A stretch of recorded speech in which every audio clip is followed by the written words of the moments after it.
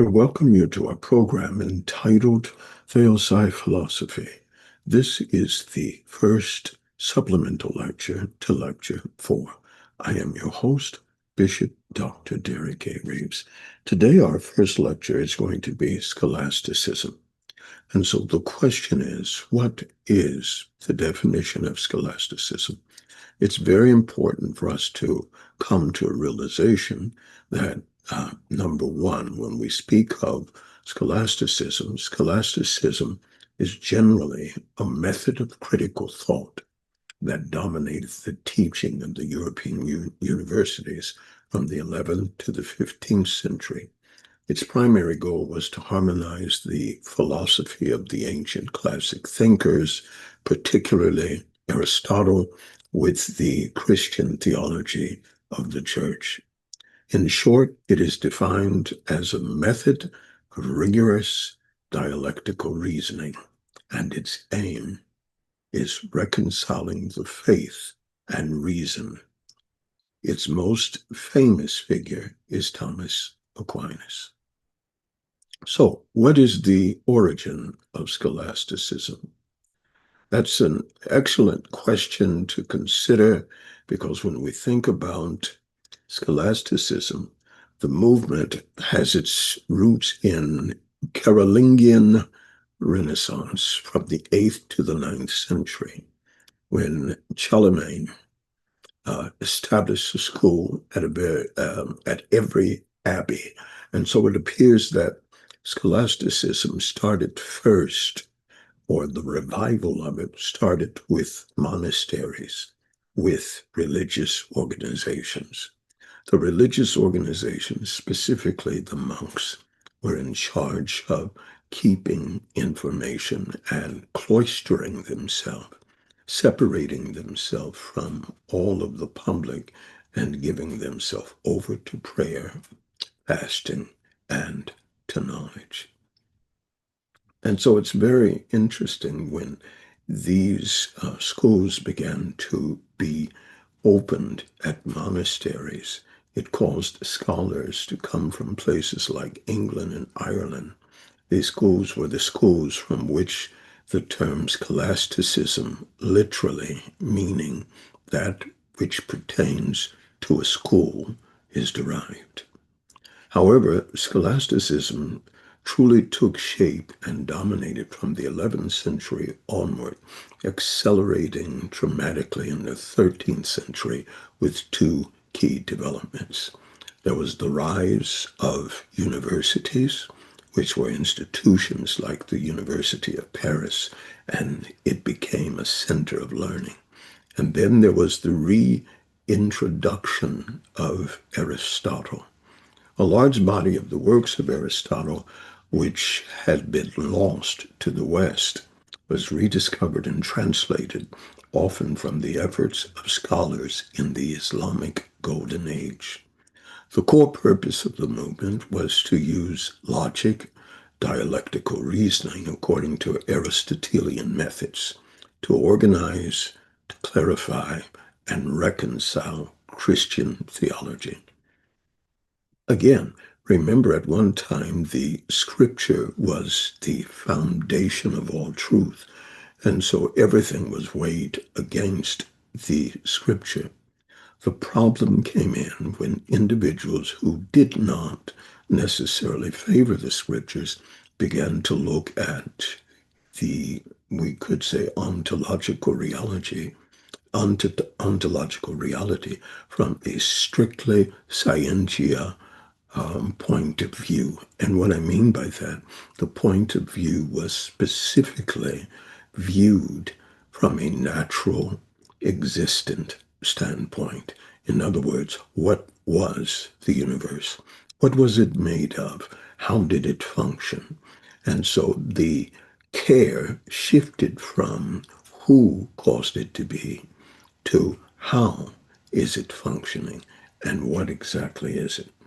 And so the world of the secular began to view the reality of the universe from a secular position. And in many ways, because what they saw in the natural began to differ from what was said in the scriptures or the spiritual. And so these two things became at odds because they could not be explained by those who held the scripture in balance. And this is why many who were in the religious organizations or who held the scripture began to view the scripture in congruency with science. And so the core purpose of the movement to use logic and dialectical reasoning, Aristotelian methods to organize, clarify, and reconcile Christian theology based on the patristic texts of Scripture. In other words, what the fathers, the Christian fathers, considered to be true. And so they sought to merge it with classical philosophy, and it became the bedrock of medieval education. Its initial aim was a program by medieval Christian thinkers attempting to harmonize the various authorities of their own tradition. And this became important because when we look at it, the learning system that existed before this time period became very important because before the former European university system, starting around the 11th and 12th centuries, the main centers of learning during the early Middle Ages were primarily, as we said before, the monasteries and later the cathedral schools. Here is what the learning system looked like. There were monastic schools who were the preservers. And these preservers, after the fall of the Western Roman Empire monasteries, they became the chief repositories of knowledge. Monks focused heavily on scriptoria, rooms that were dedicated to copying, preserving, and the preservative of classical theological manuscripts. Their entire day was given over to the writing, to the memory, to the restoration of scriptures through recopying them. And so the primary educational goal was to train new monks and clergy in literary or liturgy or liturgic scriptures and patristic writings. The cathedral schools, which were the precursors, were attached to the main cathedrals of major cities, particularly after the Carolingian Renaissance, 8th or 9th century, when education was formalized under leaders like Charlemagne. They were essential for training the highly literate personnel needed for administrative and clerical positions. Excuse me. The curriculum, the foundation of all learning, was the several liberal arts, and they were split into two groups. The trivium, or the three ways, which focused on language, arts, grammar, how to write correctly. The rhetoric, how to speak persuasively, and logic or dialectic, how to reason correctly. And so the trivium, some say trivium, but the trivium then focused on how to write correctly, how to speak correctly, and how to reason correctly. And then there was the quadrivium, the four ways. And the quadrivium focused on mathematics, arithmetic, geometry, music, theory and harmony, and astronomy. And so the methodology relied heavily on studying and commenting on established authoritarian text. When the lost works of Aristotle began to flow back into Europe, it was these cathedral schools that evolved and adopted the new dialectical method, ultimately transforming into the first great universities like Bologna, Paris, and Oxford. And so again, they concentrated on the 7 liberal arts, and they were split into 2 groups. The trivium, the 3 ways, focused on grammar, how to write correctly, rhetoric, how to speak persuasively, or logic, how to reason correctly.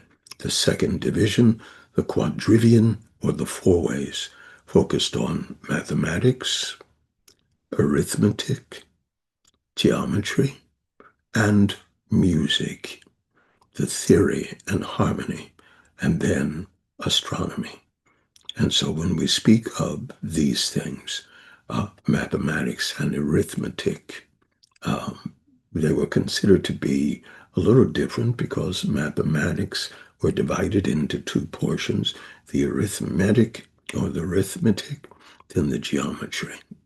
And then, of course, there was music theory and astronomy. And all of these things begin to incorporate a mold of pulling the religious text into the philosophical text. And this became what scholasticism was. This is all the time we have. I thank you for being with me. This has been our text or textual study on integrated theology, theosophy philosophy, and I am your host, Bishop Dr. Derek A. Reeves.